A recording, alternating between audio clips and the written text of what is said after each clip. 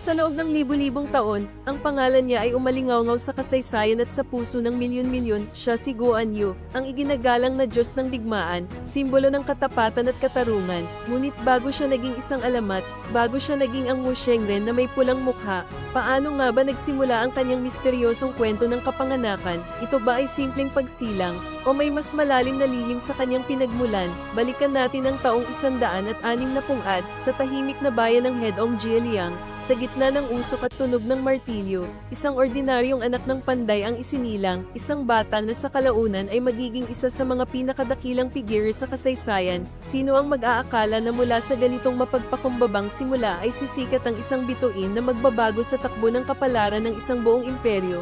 Ang kanyang mga unang taon ay puno ng hamon, na naghubog sa kanyang katatagan at nagtanim ng binhi ng kanyang hinaharap na kadakilaan. Mula sa pagiging isang anak ng panday, itinakda siyang maging isang bayani, isang general, at kalaunan, isang Diyos. Ang epikong paglalakbay ng isang ordinaryong tao tungo sa pagiging isang walang kapantay na mandirigma at banal na figura ay nagsisimula na. Ito ang kwento ng paano nagsimula ang alamat ni Guan Yu. Huwag palampasin ang mga susunod na kaganapan.